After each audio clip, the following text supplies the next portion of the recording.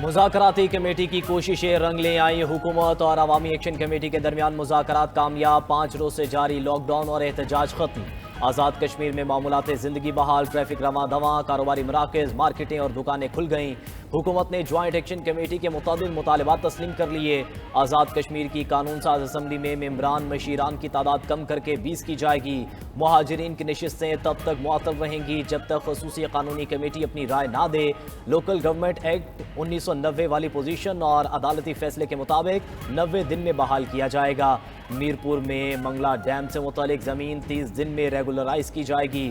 میرپور آزاد کشمیر میں عالمی سطح کے ایئرپورٹ کے قیام کا منصوبہ تشکیل دیا جائے گا۔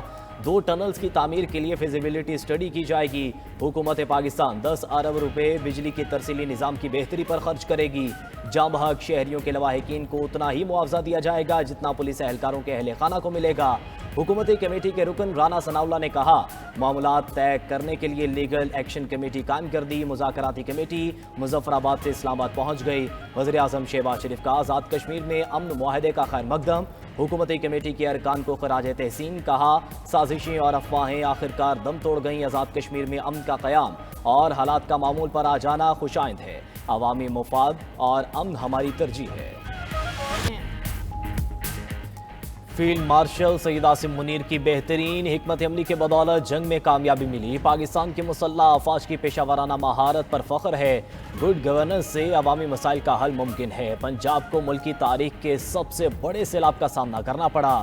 عوام کی بے لوث اور بلا تفریق خدمت میرا مشن ہے۔ سیلاب متاثرہ علاقوں سے 25 لاکھ افراد کو محفوظ مقامات پر منتقل کیا۔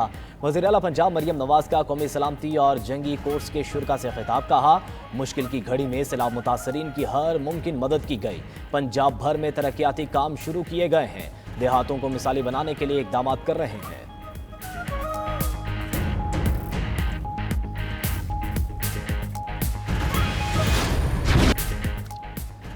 2 سالہ جنگ کے بعد غزہ میں امن کی امید۔ حماس نے معاہدے کے 20 نکات میں سے بیشتر تسلیم کرنے پر رضامندی ظاہر کر دی۔ اسرائیلی یرغمالیوں کی رہائی پر بھی رضامندی کا اظہار۔ غزہ کو غیر جانبدار فلسطینی ٹیکنوکریٹس کے حوالے کرنے کی پیشکش۔ اسرائیل سے غزہ میں جنگ ختم کرنے اور اپنی فوجیں نکالنے کا مطالبہ۔ حماس نے ٹرمپ کے غزہ منصوبے پر جواب ثالثوں کو پیش کر دیا۔ حماس کا کہنا ہے اسرائیلی فوج کے مکمل انخلا پر تمام اسرائیلی زندہ اور مردہ قیدیوں کی واپسی کے لیے تیار ہیں۔ ٹرمپ منصوبے میں غزہ کے مستقبل اور فلسطینی عوام کے جائز حقوق سے متعلق امور کا فیصلہ جامع فلسطینی قومی فریم ورک کے تحت ہوگا۔ دوسری جانب قیام امن کے اعلان کے بعد غزہ کے شہریوں میں خوشی کی لہر دوڑ گئی۔ غزہ کی گلیوں میں رونقیں بحال ہونے لگیں۔ حماس کی جانب سے مثبت ردعمل آتے ہی بچے اور نوجوان بھنگڑے ڈال کر خوشی کا اظہار کرتے رہے۔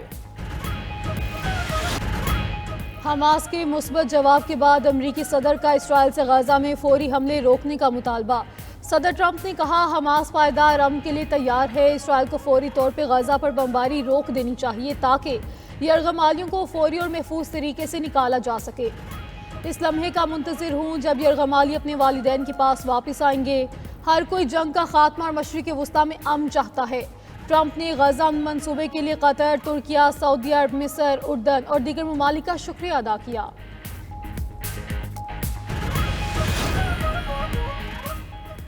اسرائیل نے حماس کے رد عمل کے بعد ٹرمپ امن منصوبے کے پہلے مرحلے پر عمل شروع کر دیا۔ اسرائیلی فوج کے ترجمان کے مطابق اسرائیلی آرمی چیف کی زیر صدارت حالیہ پیش رفت پر اجلاس ہوا، جس میں یرغمالیوں کی رہائی کے منصوبے پر عمل درآمد کی تیاری آگے بڑھانے کی ہدایت کی گئی۔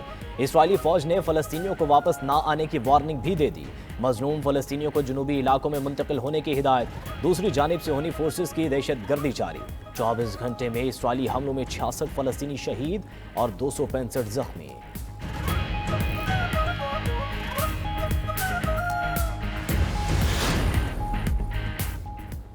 وزیراعظم شہباز شریف کا غزہ کے لیے حماس کے رد عمل کا خیر مقدم۔ صدر ٹرمپ قطر، UAE، سعودی، ترک، اردن، مصر اور انڈونیشیا کی قیادت سے اظہار تشکر۔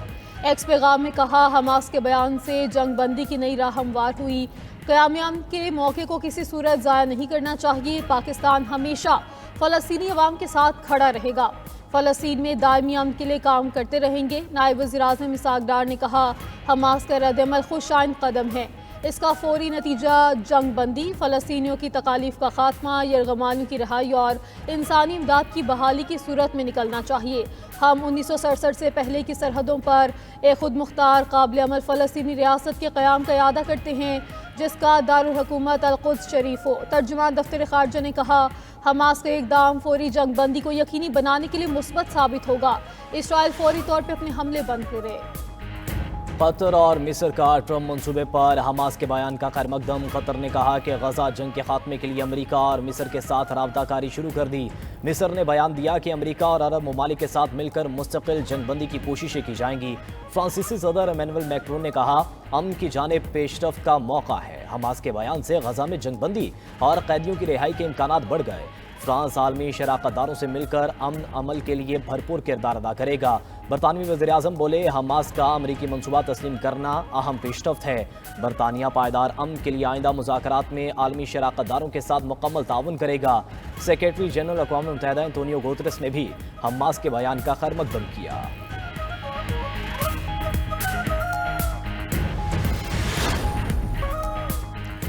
مسلم لیگ نون اور پیپلز پارٹی کے درمیان مفاہمتی کوششوں میں ڈیڈ لاک برقرار۔ ذرائع کے مطابق اسپیکر قومی اسمبلی کی مصالحت کی کوششیں آگے نہ بڑھ سکی۔ پیپلز پارٹی معافی کے مطالبے پر قائم ہے۔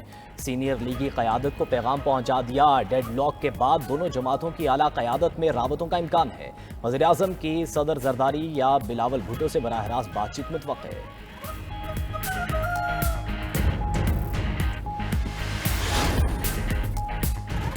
پی آئی اے کا 25 اکتوبر سے برطانیہ کے لیے فلائٹ آپریشن کا باضابطہ اعلان۔ پہلے مرحلے میں اسلام آباد سے مانچسٹر کے لیے ہفتہ وار 2 پروازیں اڑان بھریں گی۔ ترجمان پی آئی اے کے مطابق پروازیں ہفتہ اور منگل کے روز آپریٹ ہوں گی۔ مانچسٹر کی پروازوں میں بتدریج اضافہ کیا جائے گا۔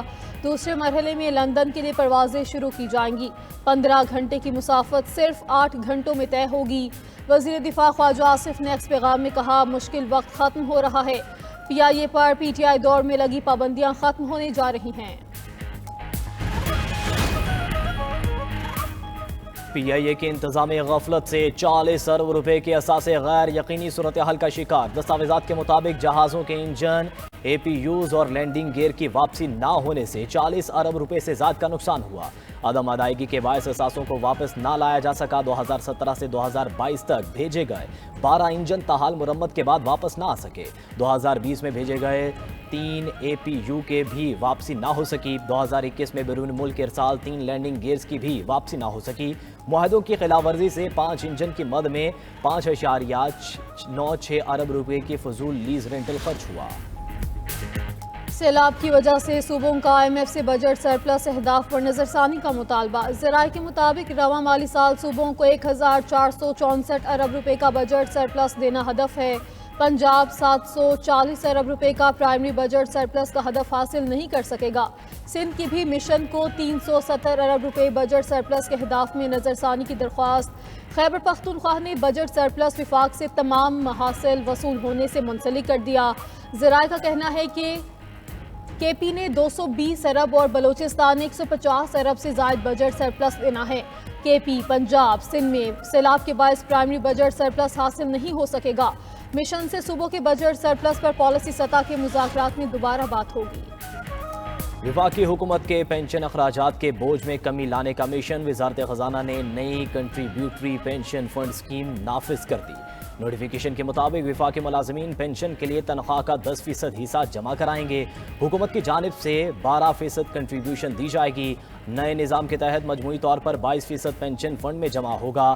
نیا پینشن سسٹم 1 جولائی 2024 سے بھرتی ہونے والے ملازمین پر لاگو ہوگا۔ موجودہ سرکاری ملازمین پر نیا نظام لاگو نہیں ہوگا۔ مسلح افواج کے اہلکاروں پر نافذ 1 جولائی 2025 سے متوقع ہے۔ پنجاب کے مختلف علاقوں میں شدید بارشیں متوقع۔ 5 اکتوبر کو ہونے والی بارش کی شدت زیادہ ہونے کا امکان۔ D G P D M میں کہتے ہیں، بارشوں کے باعث سیلاب متاثرہ علاقوں میں امدادی سرگرمیاں متاثر ہونے کا خدشہ ہے۔ بارشوں سے پانی کے بہاؤ میں اضافہ متوقع ہے، مگر شدید سیلابی صورتحال کا خطرہ نہیں۔ عرفان علی کاٹھیا کا کہنا تھا کہ سیلاب متاثرہ علاقوں میں سب سے بڑا سروے جاری ہے۔ 2200 से ज़ायद टीमों में पाक फौज, अर्बन यूनिट, महकमा ज़राअत, महकमा लाइफ स्टॉक और ज़िला इंतज़ामी के नुमाइंदगान मौजूद हैं। ये टीमें साफ और शफाफ तरीके से सर्वे कर रही हैं। उम्मीद है सर्वे 27 अक्टूबर तक मुकम्मल कर लिया जाएगा।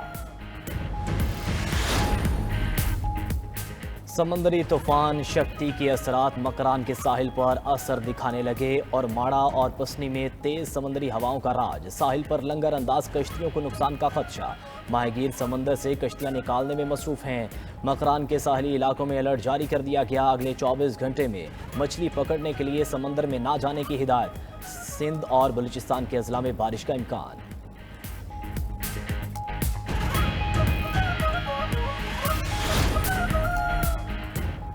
DGISPR का Kinnaird college for women university का दौरा। असातिज़ा और तालिबात से खसूसी नशिस्त। पाक फौज की पेशा वराना अमूर से मुतालिक तालिबात से तफसीली गुफ्तगू। लेफ्टिनेंट जनरल अहमद शरीफ चौधरी ने पाक फौज, ताल्लुकात आमा, सिक्योरिटी मसाइल और सोशल मीडिया के किरदार पर रोशनी डाली। फैकल्टी और तालिबात की जानिब से DGISPR की आमद को खुश आइंद करार दिया गया। कनेट कॉलेज की बसारत से महरूम होनहार तलबा ने शानदार नगमा पेश किया। शहदा और गाजियान को खिराज तहसीन पेश किया गया।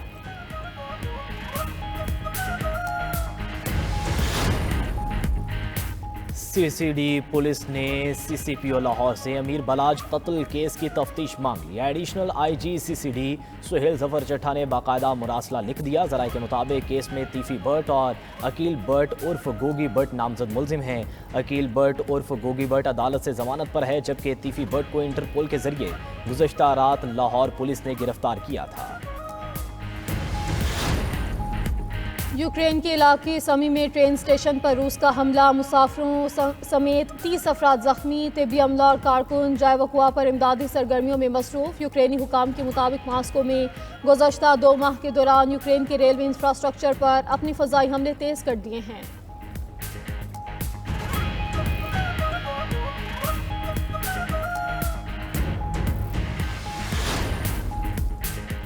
अमरीकी सेनेट शटडाउन खत्म करने में नाकाम। हुकूमती बंदिश आइंदा हफ्ते तक बढ़ गई। मीडिया रिपोर्ट्स के मुताबिक हुकूमती अखराजात का बिल मतलूबा 60 वोट हासिल ना कर सका। 54 सेनेटर्स ने बिल के हक में, 44 ने मुखालिफत में, जबकि 2 ने वोट नहीं दिया। दोनों जमातें एक दूसरे को शटडाउन का जिम्मेदार ठहरा रही हैं। मुज़ाकरात में पेशरफ्त के इम्कानात कम हैं। दूसरी जानिब प्रेस सेक्रेटरी कैरोलिन लेविट ने डेमोक्रेट्स को तनकीद का निशाना बनाते हुए कहा कि वो अमरीकी अवाम को अपने सियासी मुतालिबात पर यारगमाल बनाए हुए हैं।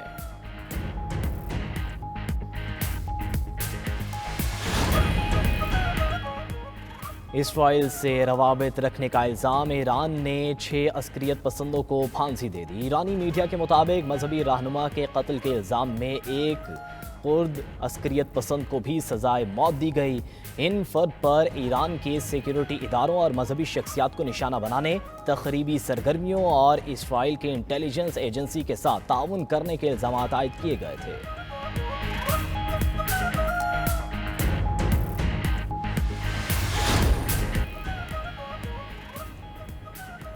रोहित शर्मा की भारतीय टीम की कप्तानी से छुट्टी। भारतीय क्रिकेट बोर्ड ने रोहित शर्मा को वनडे क्रिकेट टीम की कप्तानी से हटा दिया।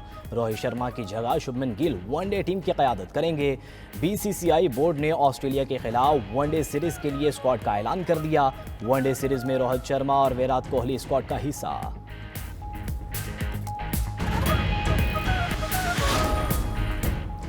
चीन के शहर लिवियांग में ड्रोन आतिशबाजी के मुजाहरे के दौरान हादसा। तकनीकी खराबी के बाद शोले बारिश की तरह नीचे गिरने लगे। शोलों के ज़मीन पर गिरने से आग भड़क उठी। फायर फाइटर्स ने फौरी कार्रवाई करते हुए आग पर काबू पा लिया। कोई जानी नुकसान नहीं हुआ।